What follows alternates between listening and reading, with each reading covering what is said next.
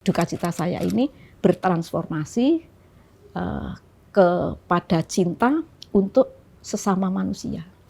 Ketika saya mencintai Wawan, aksi Kamisan ini adalah cara saya untuk merawat reformasi. Cinta saya kepada Wawan ini yang menyemangati, kemudian menumbuhkan niat saya untuk mewujudkan agenda reformasi yang ketiga, yaitu tegakkan supremasi hukum. Barometernya adalah apabila penembakan mahasiswa dalam peristiwa Semanggi 1, Semanggi 2, dan Trisakti ini dipertanggungjawabkan di meja pengadilan HAM ad hoc. Apapun hasilnya. Apakah Ibu memaafkan yang nembak Wawan? Ya, saya jawabnya, memaafkan siapa? Saya kan tidak tahu siapa yang nembak Wawan. Apakah Ibu dendam? Dendam dengan siapa? Saya kan tidak tahu siapa yang nembak Wawan. Nyawa manusia itu tidak ada yang jual. Baju sobek bisa dijahit, bisa ditambal, bisa beli yang baru. Tapi kalau nyawa kan nggak bisa. Bagi saya, Wawan itu adalah pejuang reformasi dan demokrasi.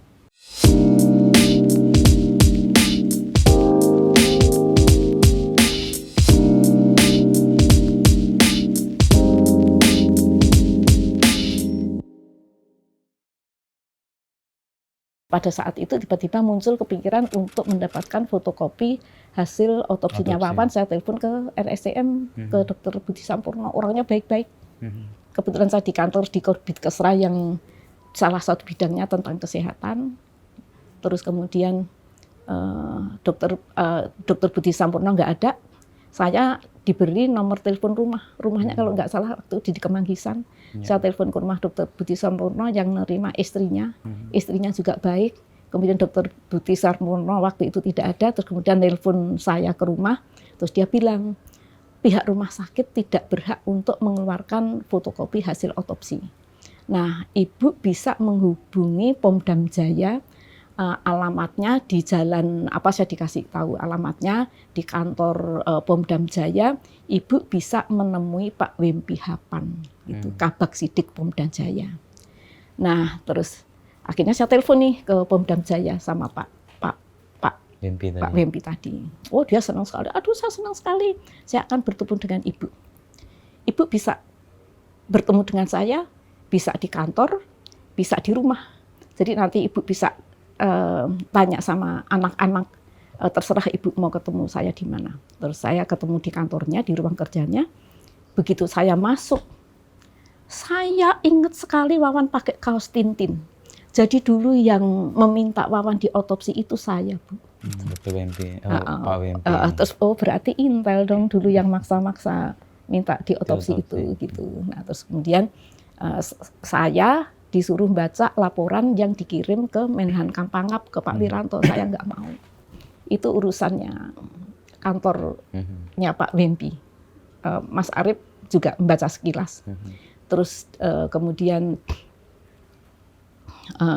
dia ngajak nanti diselesaikan seperti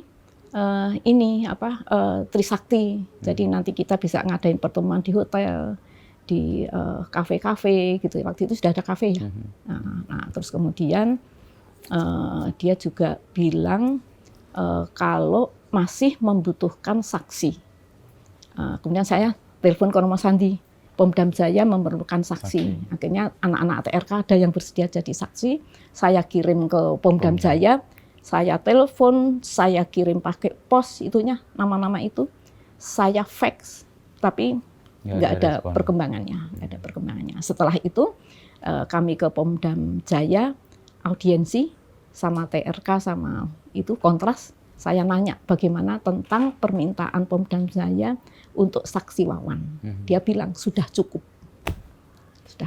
Nah, waktu itu juga kaosnya Wawan mau disita, barang-barangnya Wawan mau disita gitu. Saya nggak boleh gitu.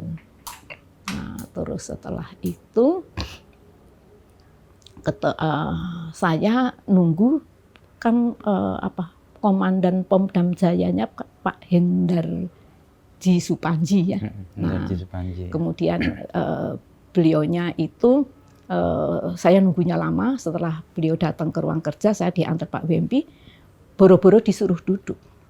Mobil saya digebrak-gebrak sama mahasiswa. Mobil saya dipukulin sama mahasiswa. Bapak, anak saya ditembak dan meninggal. Saya menghadap Bapak untuk mohon fotokopi hasil otopsinya Wawan. Oh, nggak bisa, Bu.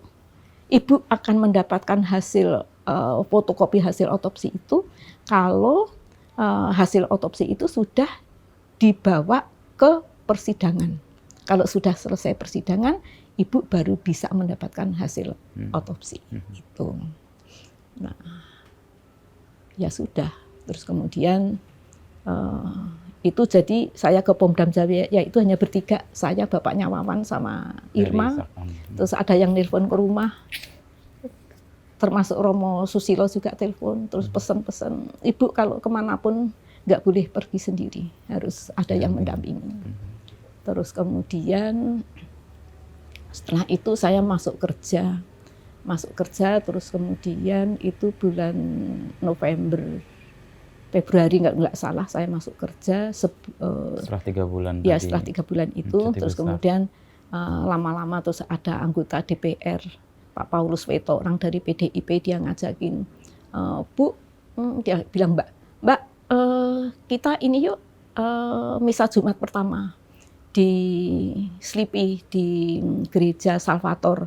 Itu jadi setiap ada misa Jumat pertama untuk karyawan-karyawati di sekitar Slipi. Saya ikut, terus kemudian yang mimpin misanya Romo Sandiawan. Terus tiba-tiba muncul, saya kepengen tahu kenapa Wawan ditembak. Saya pengen tahu seperti apa aparat di dalam menghadapi para demonstran gitu. Nah, saya sambil ke tempat parkir, saya ngobrol sama Romo Sandi. Saya mau turun ke jalan. Saya ingin tahu seperti apa sih tentara polisi menghadapi para demonstran gitu. Saya akan ikut di Kompas itu ada berita aktivis perempuan mengadakan aksi damai di Bundaran HI setiap hari Jumat. Gitu. Ini cikal bakal yang Kamisan nih kayaknya. Ini cikal bakal saya mau demo, ikut itu, turun ke jalan. Berarti Ibu nanti mau demo. Jadi nanti tim relawan nanti yang megang Ibu Karlina. Ibu Karlina itu dosen, sarjana, dia ini gitu ya. Kan waktu itu di koran kan juga Bu Karlina sudah terberitakan yang membentuk Suara Ibu Peduli. Ya. Terus kemudian itu hari Jumat bulan April saya ikut ke Bundaran HI. Saya kan nggak tahu caranya orang demo. Saya ke Kalyana Mitra. Jadi waktu itu tuh ini selama 3 bulan itu setelah saya mulai merasa lapar itu, saya telepon ke P3M itu yang Muslim itu, tempatnya kantornya Bu siapa itu yang orang ini, Mbak Lis Markus gitu, yang nerima bapak-bapak. Terus kemudian juga ke Kalyana Mitra tempatnya Bu Ita Nadia. Terus kemudian untuk demo pertama itu saya ke Kalyana Mitra, terus kemudian saya nunggu lama, terus dia nyiapin yang untuk demo gitu, terus bawa sendok garpu. Saya tanya, itu sendok garpu untuk apa? Jadi nanti kalau kita mau nyebrang, Bu, polisi tidak membantuin nyebrang, kita pakai ini ting gitu ya, gitu. Terus demo pertama saya ketemu tuh ada Ibu Sinta, ada Ibu yang yang Ibu Sap, Bu Saparina Satri. Terus ya ada Mbak Maria Hartiningsih dan yang lain-lain gitu. Terus kemudian Jumat keduanya, jadi waktu itu ini muterin Bundaran HI sambil nyanyinya lagu Ibu Pertiwi gitu, dan seingat saya. Terus kemudian diputuskan Kamis depan kita aksi lagi, tetapi temanya tentang Timur-Timur gitu. Terus kemudian ya saya datang lagi, terus yang ketiga di Kompas ada berita aksi damai aktivis perempuan di Bundaran HI dilarang oleh polisi karena dituduh ditunggangi gerwani. Nah, terus itu tahun 2000 ya, Mbak? Tahun 99. Oh ya, setelah itu ya, setahun setelahnya. Tahun 99, setelah 3 bulan saya cuti. Setelah itu terus di Bundaran HI itu bertemu dengan anak-anak TRK.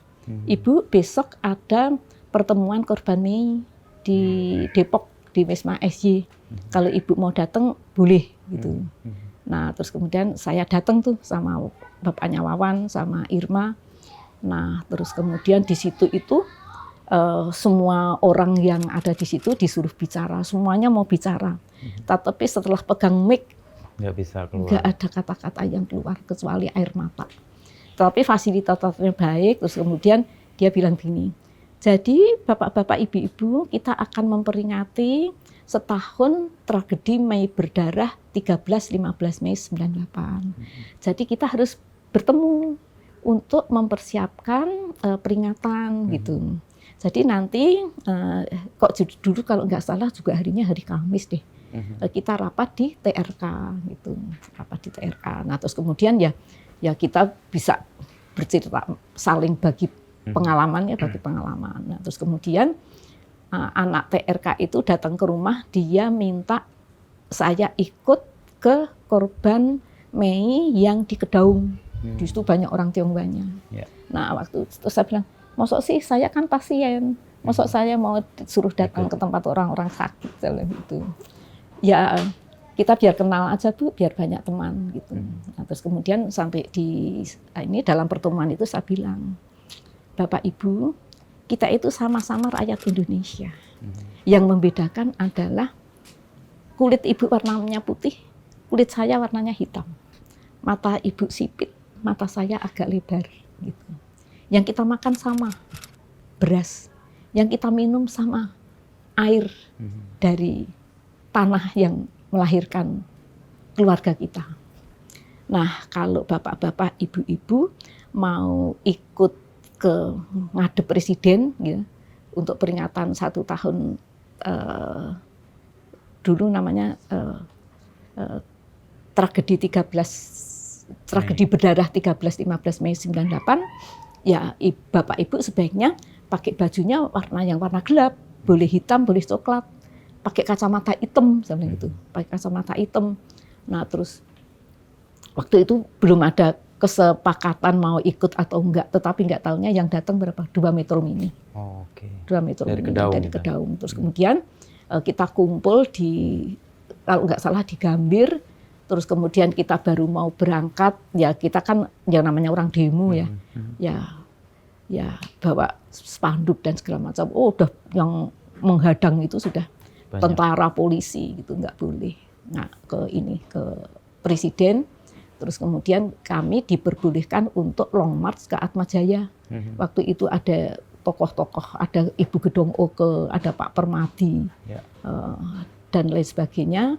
Sampai di Atmajaya kita tabur bunga, terus kemudian ya nyanyi-nyanyi dan lain sebagainya. Terus kemudian rapatnya berlanjut, akhirnya membentuk paguyuban namanya Paguyuban Korban Keluarga Korban Tragedi Berdarah 13-15 Mei 98, Tragedi Semanggi 1 13 November 98, Tragedi Semanggi 2 24 September 99, dan tim relawan untuk kemanusiaan. Kami cari kebenaran ke lembaga-lembaga terkait. Nah, terus kemudian ke Komnas HAM, ke Pomdam Jaya, ke DPR itu ya ke fraksi ABRI, ke Komisi 3 yang bagian hukum, ke pimpinan fraksi-fraksi, pimpinan DPR begitu. Nah, sulit cari kebenaran. Akhirnya kita rubah strategi. Kalau begitu sekarang kita pecah saja untuk menuntut penyelesaian penembakan mahasiswa dan kerusuhan Mei gitu. Terus, tapi kalau kita ke audiensi kemana-mana, ya kita ini kalau yang mahasiswa ke lembaga apa, kemudian untuk yang Mei-nya juga itu audiensi gitu. Nah, terus kemudian cari kebenaran sulit, diterbit Undang-Undang Pengadilan HAM. Nah, setelah itu kami mencari keadilan, tapi juga sulit. Terus awal mula kemudian Bu Sumarsi kan terpapar untuk kemudian aksi ya, tadi dengan di HI itu. Lalu kemudian menjadi aksi Kamisan tuh koneksinya gimana? Itu kemudian jadi tahun 2004 itu bulan 10 Desember 2004 saya dapat Yaptiam Hin Award. Ya. Itu kan ada uangnya. Ya. Saya waktu itu saya sudah dibeliin HP kayaknya sama Pak Setia Novanto. Nah, terus kemudian saya ini SMS ke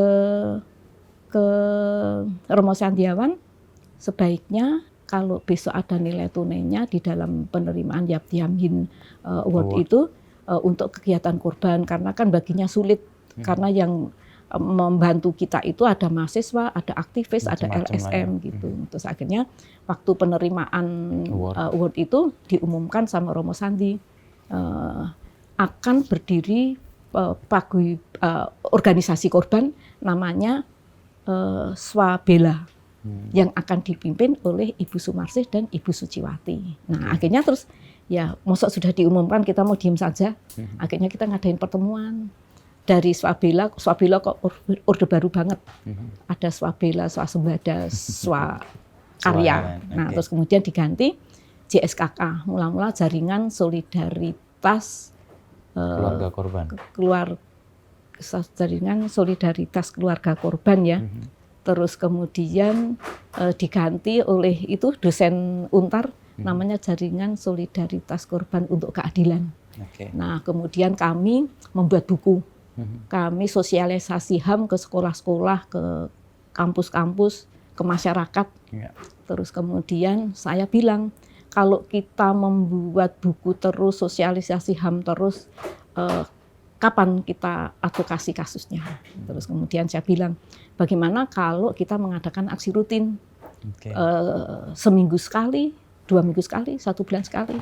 Terus kemudian setuju, oke. Nah kalau begitu, kapan kita bubarnya? Soalnya sekarang ini ada konvoi sepeda motor untuk Munir setiap hari Selasa, kadang-kadang ada, kadang-kadang tidak. Aksi damai aktivis perempuan tahun 99 juga akhirnya dilarang polisi. Akhirnya Mbak Suci, nanti sama saya Bu. Terus Yati Andriani, nanti anak kontras, nanti sama saya Bu. Jadi nanti kalau tinggal 3 orang, aksinya nggak usah diteruskan. Ya kita terus membicarakan harinya apa, maskotnya apa, terus kemudian kita nggak punya uang, jadi yang tidak tahan lapar harus bawa bekal, yang tidak tahan haus harus bawa minum. Nah di depan istana itu waktu itu juga ada usulan di DPR, di HI, terus kemudian si Yati ini ngusulin di depan istana sebagai lambang kekuasaan. Ya. Terus kemudian saya bilang, di depan istana itu kan sepi, nanti jangan-jangan nanti ada yang diculik, di sana yang ada hanya tentara sama polisi.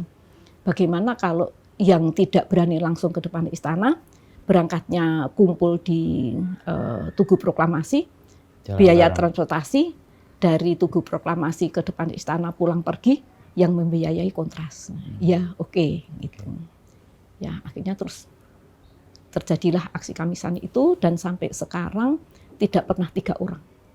Selama 17 tahun aksinya sudah berjalan 801 kali. Untuk minggu ini kan 802 ya, besok ini 800, mau 802 kali. Itu paling sedikit yang datang 8 orang. Kalau misalnya tahun berapa setelah pandemi itu? 2023. 22 ya mungkin ya. Itu kami memulai aksi lagi. Itu yang datang ada 8 orang, tetapi ada yang pulang duluan. Tapi kalau di YouTube Jakarta Nicus itu hanya 7 orang. Gitu. Jadi 3 kali 8 orang itu bulan Desember tahun, kita mulai aksinya kan tanggal 18 Januari 2007. Jadi bulan Desember tahun 2007 dan Desember tahun 2008 itu yang datang 8 orang pernah. Terus kemudian yang setelah Lebaran, mau Lebaran tahun 2020 itu bulan Mei ya, bulan Mei. Pas itu, pandemi itu. Iya. Tapi kita kan sudah boleh ini kan, ya sudah boleh keluar. Gitu. Aksi Kamisan tidak berhenti walaupun masa pandemi. Kemudian surat kepada Presiden kami kirim melalui pos. Kemudian juga kadang-kadang ada aksi itu ya online ya, diskusi online di Instagram. Gitu. Jadi jalan terus. Ya, dari tadi kan kalau cuma 3 akhirnya dibubarkan, ya, tapi nggak pernah kejadian, Bu. Betul. Ya? Dan apa yang membuat gerakan ini menjadi sangat teguh ya, meskipun kan hasilnya kalau dilihat secara kasat mata nggak kelihatan, Bu? Kalau berbicara masalah keteguhannya, keteguhan itu kan di latar belakangi semangat. Ya. Nah, dalam cinta itu ada semangat dan ada harapan. Ketika saya mencintai Wawan, duka cita saya ini bertransformasi. Kepada cinta untuk sesama manusia. Ketika saya mencintai Wawan, aksi Kamisan ini adalah cara saya untuk merawat reformasi. Karena Wawan pernah bercerita, perjuangan belum selesai, ada di puisinya. Perjuangan belum selesai, tetapi sudah banyak yang meninggalkan. Sudah banyak yang tidak tahan lapar dan tidak tahan haus. Yang dulu kalau ke kampus bergelantungan pakai biskota, sekarang mereka naik taksi, bahkan ada yang bermobil. Kalau dulu nelpon pakai telepon umum, sekarang sudah pakai HP. Gitu. Saya tahu tentang 6 agenda reformasi. Cinta saya kepada Wawan ini yang menyemangati, kemudian menumbuhkan niat saya untuk mewujudkan agenda reformasi yang ketiga, yaitu tegakkan supremasi hukum. Barometernya adalah apabila penembakan mahasiswa dalam peristiwa Semanggi 1, Semanggi 2, dan Trisakti ini dipertanggungjawabkan di meja pengadilan HAM ad hoc, apapun hasilnya. Kalau misalnya toh akhirnya bebas seperti pengadilan HAM ad hoc Tanjung Priok, pengadilan HAM ad hoc Timur Timur, pengadilan HAM AB Pura, pengadilan HAM Paniai, ini menjadi kewajiban kita semua untuk tetap mewujudkan pelaksanaan 6 agenda reformasi. Apapun bagi saya, agenda reformasi itu masih harus terus diperjuangkan agar seperti yang dikatakan dalam puisi Wawan, agar masyarakat hidup adil, makmur, dan sejahtera. Jadi gerakan ini akan terus sampai agenda reformasi yang ketiga tadi diwujudkan? Pengadilan ad hoc-nya itu? Kalau saya, sepanjang saya masih diberi kesehatan yang baik, saya masih mampu untuk melakukan sesuatu, saya masih tetap akan menuntut pertanggungjawaban penembakan Wawan dan kawan-kawannya. Tetapi kalaupun itu tidak berhasil, ya ini menjadi tanggung jawab anak-anak muda, karena aksi Kamisan itu ternyata menginspirasi anak-anak muda yang kemudian mereka kritis terhadap permasalahan rakyat di kotanya masing-masing. Aksi Kamisan berlipat ganda di 63 kota, walaupun ada yang berlanjut, ada yang tidak. Nah, ini yang kemudian memberikan harapan saya bahwa perjuangan kami ini pasti akan ada yang melanjutkan. Sekarang jadi kayak platform ya, Bu ya, untuk sejumlah pihak menyampaikan pesan atau menyampaikan keprihatinan atau menyampaikan tuntutannya lewat aksi Kamisan. Betul. Jadi yang datang di aksi Kamisan itu kan orang yang punya masalah. Ada orang dari Rempang, ada orang dari Wadas, orang dari itu Kendeng yang itu orang Rembang ya, orang Rembang dan lain sebagainya. Kemudian warga Pakel dan banyak sekali yang mereka itu datang ke aksi Kamisan karena menyuarakan tuntutan. Ya, betul. Terus kemudian di situ juga sekarang ini korbannya sangat sedikit, yang datang banyak anak-anak muda dari berbagai kota, dari berbagai kampus, dan juga dihadiri oleh beberapa orang dari luar negeri untuk melakukan penelitian, untuk melakukan studi banding. Ya, dan ini juga ada orang Indonesia yang kerja di Belgia, di Belgia. Dia seorang seniman yang kemudian bertemu dengan seorang peneliti yang ada pertukaran dosen antar negara Amerika dan Indonesia. Dia melakukan penelitian juga masalah hak asasi manusia. Dia bertemu di Kamboja, kemudian dia berencana membuat diskusi di Manhattan University di Amerika, dihadiri oleh anak-anak mahasiswa. Dia ada 13 surat yang dikirim ke Jakarta untuk aksi Kamisan, dan menggunakan properti payung aksi Kamisan, namanya IDA.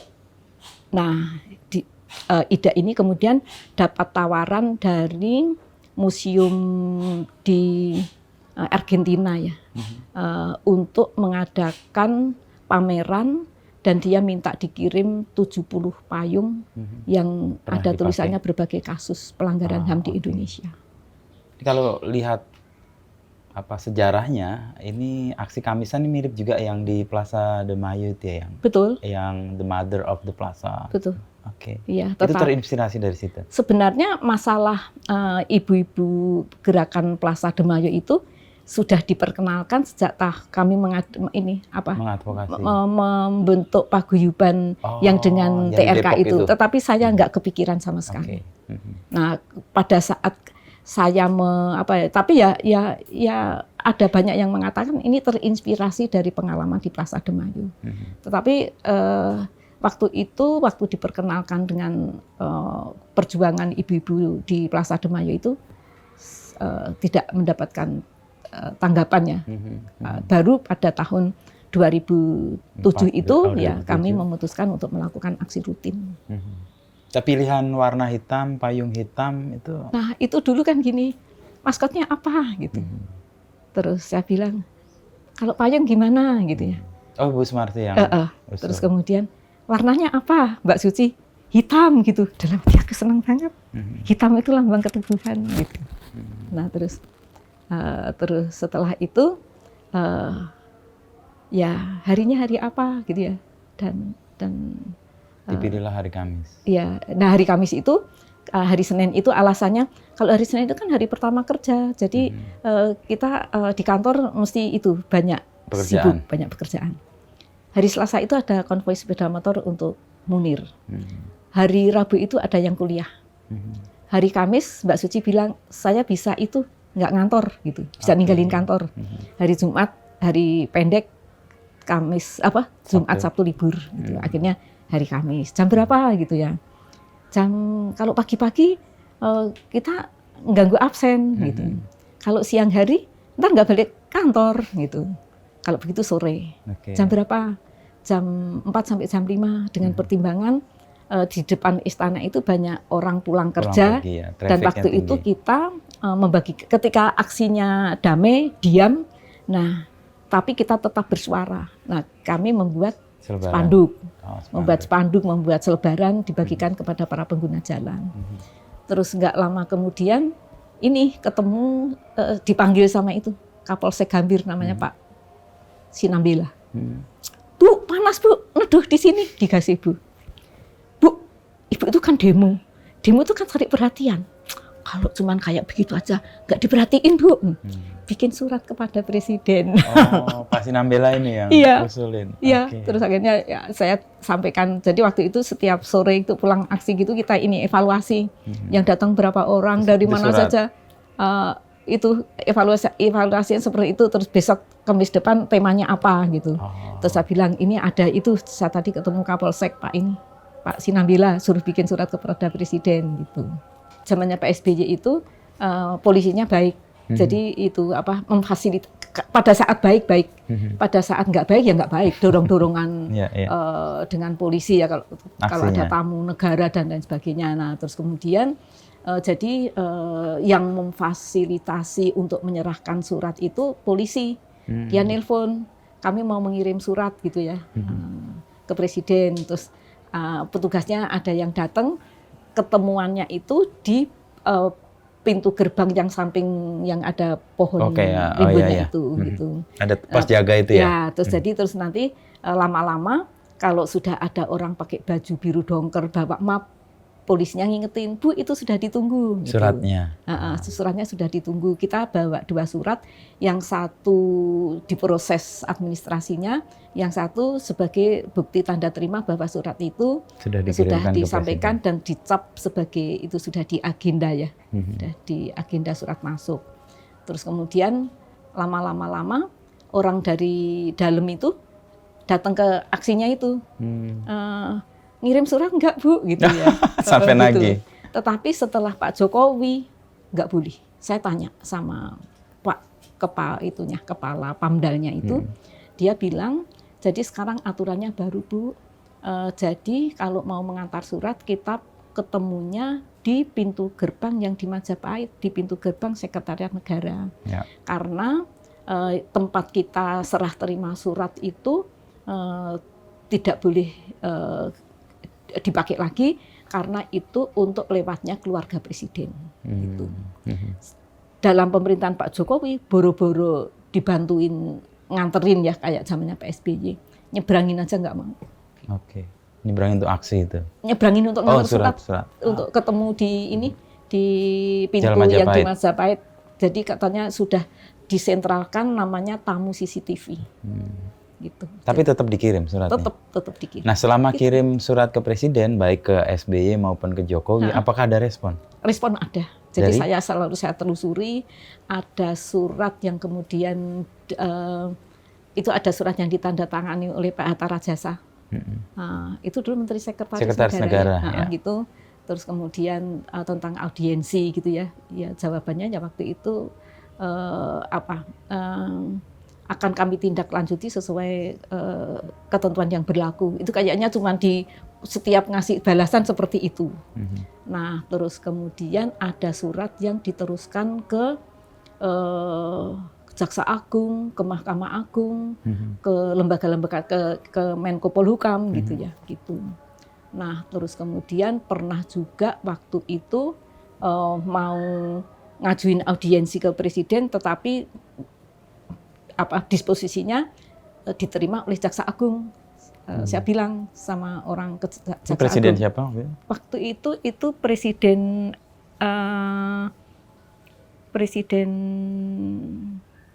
SBY. SBY itu banyak yang direspon.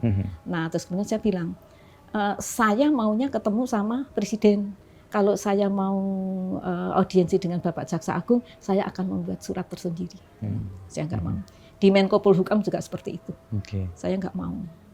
Terus kemudian ada surat yang dari Tangsi Cimanggis yang digusur itu,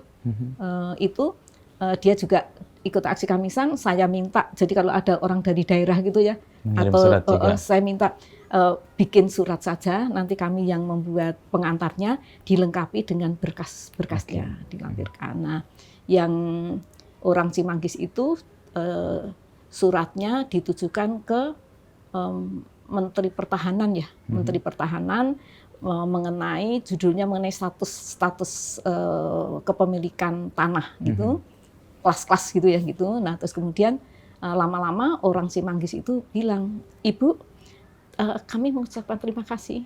Jadi sekarang ini sudah ada MOU dengan DPR, jadi permasalahannya sudah selesai, kami boleh menempati di asrama Cimanggis. Itu ini zaman apa Presiden? Itu zamannya Pak SBY.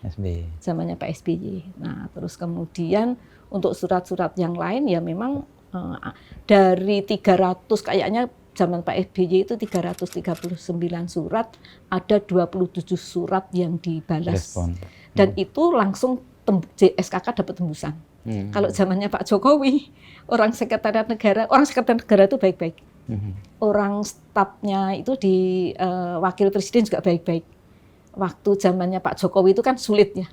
Itu orang sekretariat negara bilang gini, Ibu, jadi instruksi dari pimpinan, surat Ibu diteruskan ke lembaga terkait, tetapi tidak ada tembusan ke JSKK. Tetapi kalau Ibu memerlukan, silahkan datang ke kantor, akan saya fotokopikan. Gitu. Nah, terus lagi kalau Pak Jokowi itu di samping itu ya ini memang nggak boleh ya untuk langsung diberi tembusan ke JSKK itu nggak boleh. Tapi nggak pernah ada respon nggak pernah. Tapi jadi saya nelpon untuk surat-surat yang penting saya telusuri. Surat itu diteruskan kemana dan orang sekretariat negara itu juga ngasih tahu surat Ibu sekarang masih di meja ini. Surat Ibu pada surat JSKK nomor sekian tanggal sekian diteruskan ke misalnya ke Menko Polhukam, ke Deputi 3 tanggal sekian, dikirim melalui pos atau kadang-kadang dikirim melalui kurir, itu saya dikasih tahu nomor agendanya nomor sekian, terus kemudian saya telepon ke lembaga terkait. Surat JSKK yang diteruskan oleh Seknek nomor sekian sudah sampai di mana, entah di Kejaksaan Agung, di Menko Polhukam gitu. Terus kemudian juga ada yang dibalas, di antaranya pada saat kami menolak pembentukan penyelesaian tim terpadu. Nah, jawabannya bahwa tim terpadu itu yang bentuk si Pak Menko Polhukam Wiranto. Pak Wiranto itu kan bentuk Dewan Kerukunan Nasional, kami tolak dengan akhirnya direspon oleh media, oleh para wartawan. Akhirnya yang semula Dewan Kerukunan Nasional itu akan dipergunakan untuk menyelesaikan kasus pelanggaran HAM berat masa lalu, akhirnya katanya untuk menyelesaikan konflik horizontal. Kemudian membentuk namanya tim terpadu. Nah, kemudian kami telusuri surat itu, terus salah satu jawabannya adalah bahwa penyelesaian melalui tim terpadu sudah dilaksanakan di Lampung dalam peristiwa Talang Sari, tetapi tidak dilanjutkan. Akhirnya terbitlah Kepres nomor 17 tahun 2022 tentang pembentukan tim penyelesaian non-yudisial pembentukan tim penyelesaian non-yudisial pelanggaran HAM yang berat masa lalu. Kami menolak. Ya, kami menolak melalui aksi Kamisan dengan mengirim surat kepada Presiden.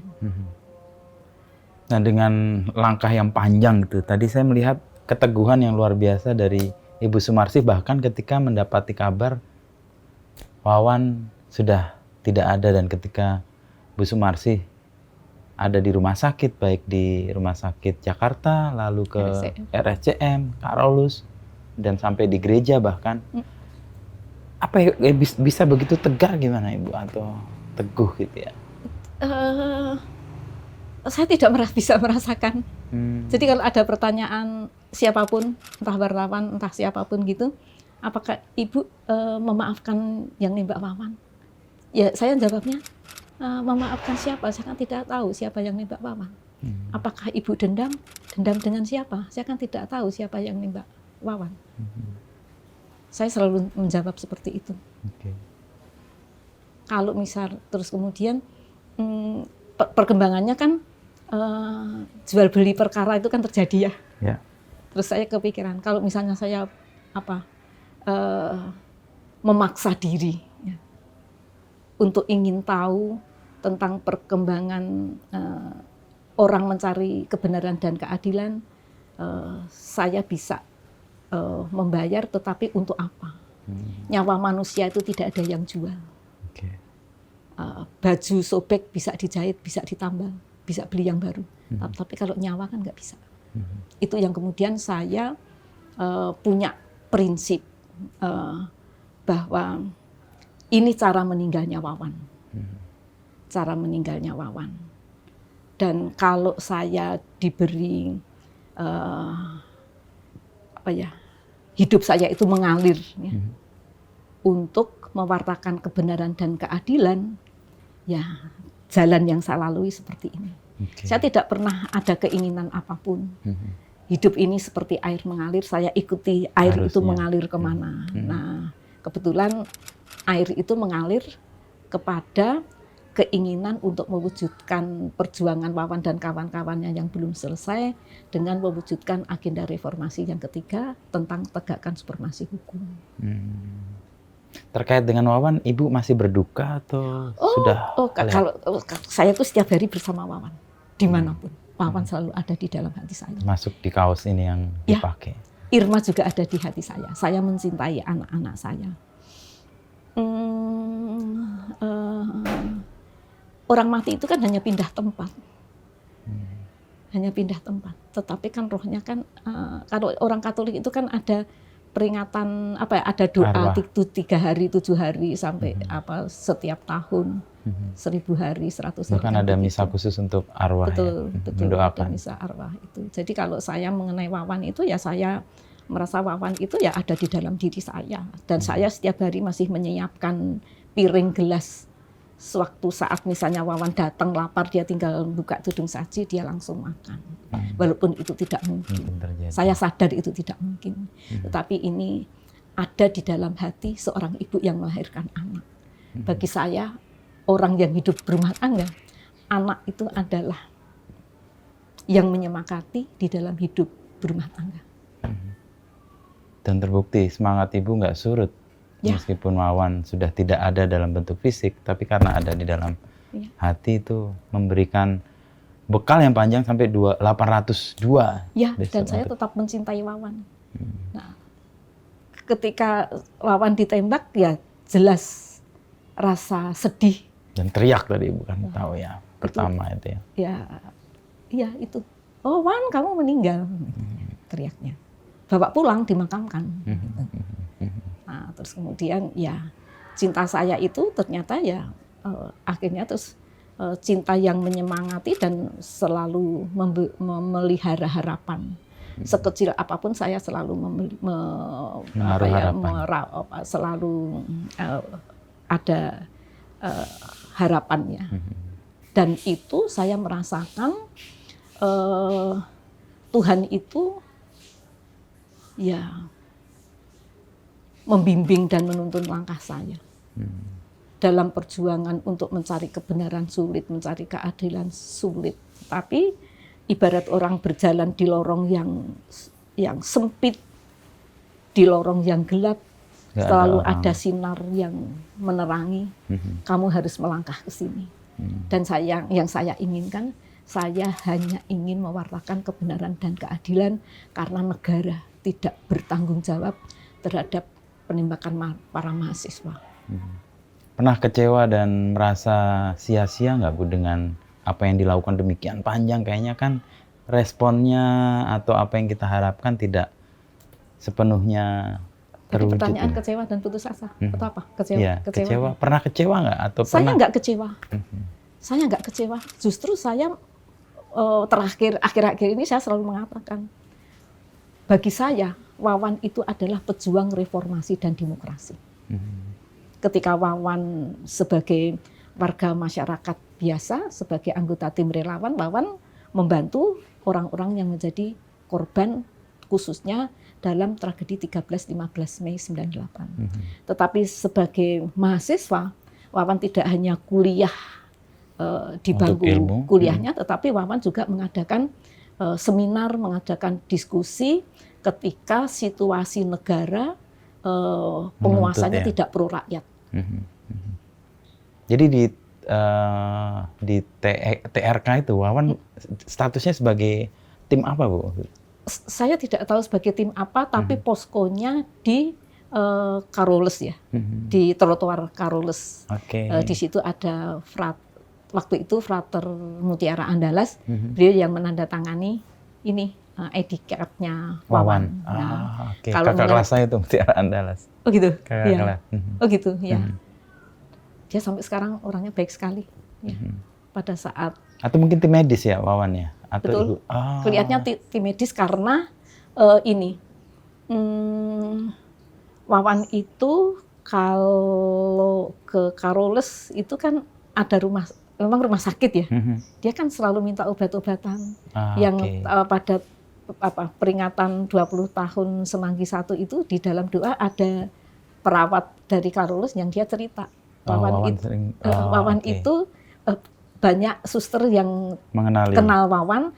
Kalau di perawat-perawat di rumah sakit Carolus dan rumah sakit Mitra Keluarga, karena Wawan kalau ke rumah sakit selalu minta obat-obatan untuk teman-temannya yang demo. Makanya pas hari H penembakan itu Wawan mungkin akan menolong karena dia tim medis. Ya betul. Keluar, ketika dia mau masuk ada tembakan yang kemudian jadi kalau itu menurut kesaksian yang saya temukan, jadi pada saat itu yang Renato jelas ya, yang di YouTube itu, jadi waktu itu chaos katanya, terus kemudian Wawan disuruh keluar, suruh buka pintu gerbang, terus kemudian akhirnya Wawan ditembak. Tadi apa pertanyaannya? Ya, terlalu panjang. Tugas Wawan ketika menjadi tim relawan untuk kemanusiaan sampai kemudian tertembak kan kayaknya dia datang keluar untuk membuka gerbang dan menolong teman-temannya untuk masuk ya. Jadi kalau saya bilangnya Wawan boleh ke kampus kalau tugasnya ngurusin logistik. Tetapi logistik itu kan juga ada kaitannya dengan kesehatan ya. Oke, jadi Ibu Sumarsih dengan semangat yang dihadirkan Wawan tadi ya untuk bangsa ini ya istilahnya ya, karena Wawan kan juga punya minat yang besar untuk keadilan, untuk kesejahteraan. Dan ini yang kayaknya memberi semangat juga, kayak mewariskan ke ibu sendiri bahkan ya. Dan juga generasi-generasi yang lain yang kemudian ikut di Kamisan itu.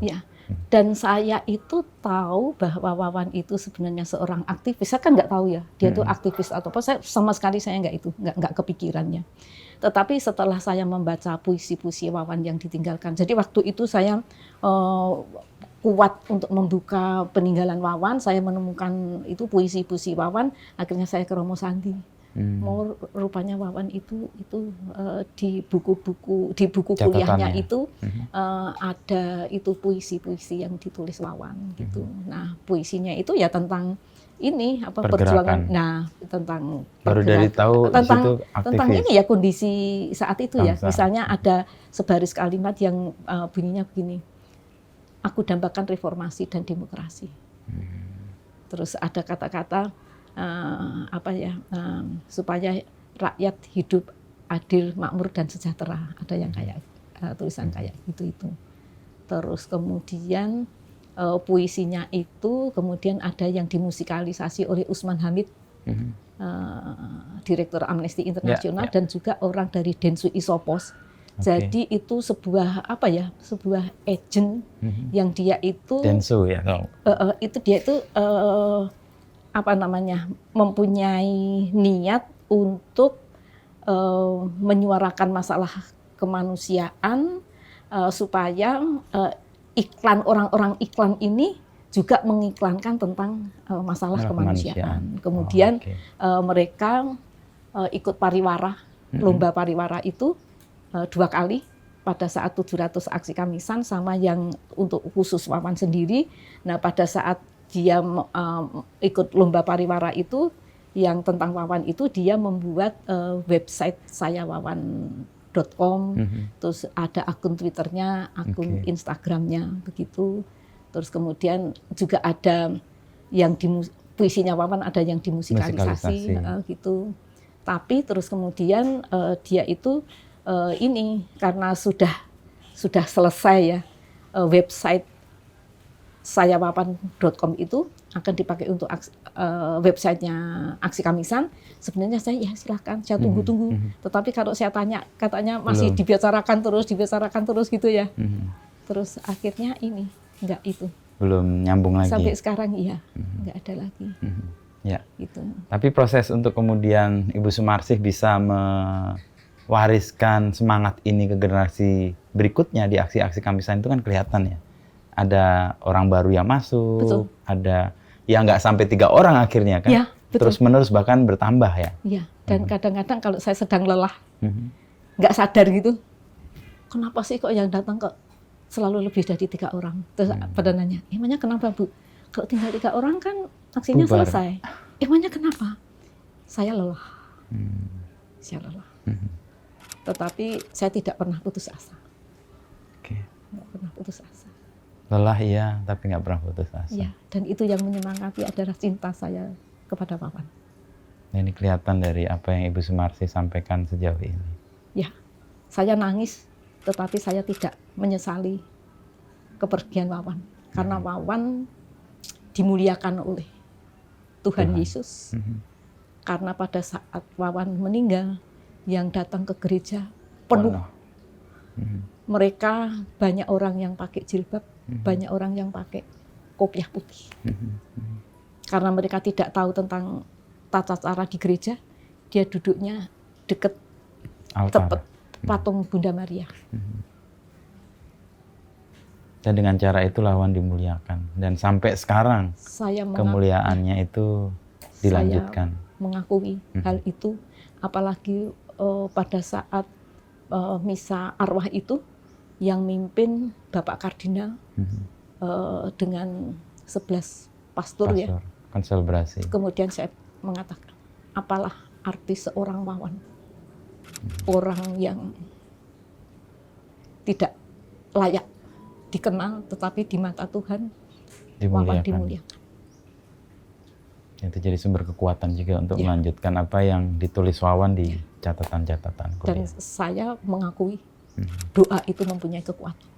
Doa itu mengandung kekuatan.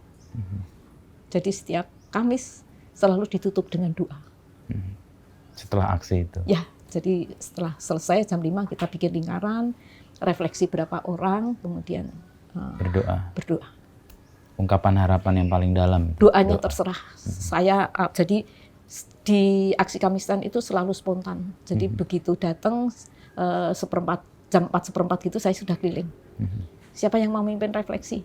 Siapa yang mau refleksi? Siapa yang mau mimpin doa? Sulit untuk mencari anak berdoa. Kalau misalnya ada anak dari UIN, jurusannya bukan itu Bu, jurusan saya hukum, jurusan saya ini itu. Gitu. Tapi akhirnya selalu ada? Akhirnya selalu ada, dan saya senang sekali untuk 17 tahun aksi Kamisan ini, Romo Angga akan datang dan beliau berkenan untuk memimpin doa. Saya sudah sampaikan kepada anak-anak doa oleh Romo Angga jam 4 saat kita rutin melakukan aksi. Jadi kalau biasanya akhir aksi, tetapi untuk sekarang ini di awal. Yang ke 802? Kita mau mulai jam 3. Jam 3? Mulai jam 3. Yang aksi 802 besok ini? Ya, dan Ibu Karlina? Ibu Karlina akan hadir, Romo Angga juga akan hadir di aksi Kamisan. Ibu Karlina itu yang ikut mengawali gerakan ini ya? Dan sampai sekarang mendampingi bahkan. Ibu Karlina pernah ke rumah saya. Ya. Dan Romo Angga akan pakai baju hitam, tadi ceritanya. Akan datang pakai baju hitam, pakai kolang. Ya, saya tidak tahu. Nanti saya suruh itu Romo Angga mau minta apa? Banyak hal yang mau ditanyakan. Saya bilang nanti saya akan menghubungi Romo Angga. Saya dikasih nomor HP-nya Romo Angga. Gitu. Lancar Bu Sumarsih untuk aksi Kamisannya ke 802, 803 sampai berapapun, sampai keadilan dan apa yang dicita-citakan keluarga korban. Saya maunya cepat selesai. Setelah selesai perjuangan kami untuk melawan impunitas, kemudian ganti untuk permasalahan rakyat yang lainnya. Karena di berbagai daerah banyak permasalahan rakyat yang belum ditangani oleh pemerintah daerah maupun pusat. Artinya ini selesai pun bukan akhir, tapi bisa untuk mengadres atau mengambil persoalan-persoalan lain. Ya, dan itu saya percaya anak-anak muda yang akan melanjutkan, dan saya selalu berharap mereka yang datang di aksi Kamisan, setiap saya diundang ke kampus-kampus, saya selalu mengatakan, saya punya harapan kepada kalian semua anak-anak muda, pada saatnya nanti kalian memimpin bangsa dan negara ini, saya berharap ada yang menjadi jaksa agung, ada yang menjadi anggota DPR, ada yang menjadi presiden, dan berani mempertanggungjawabkan kasus-kasus pelanggaran HAM berat agar tidak terjadi pelanggaran HAM berat di kemudian hari. Yang menjadi korban cukup saya, jangan yang lain. Apa arti demokrasi kalau negara tidak menghormati nilai-nilai kemanusiaan? Baik, Bu. Terima kasih Bu Sumarsih. Terima kasih. Obrolannya panjang sekali. Tapi saya tidak ngerasa lama ini karena mendengar kisah dan merasa menyelami situasinya. Dan karena ini disampaikan dengan hati saya ikut hangat Bu. Terima kasih. Dan saya kalau cerita, saya selalu apa adanya. Ya itu apa ya, jalan peziarahan kehidupan yang saya lalui. Dan saya terima kasih Dinu dan kawan-kawan turut serta menyemangati dan memberikan apa ya, merawat harapan saya. Saya merasa sebenarnya wartawan itu adalah ujung tombak perjuangan rakyat.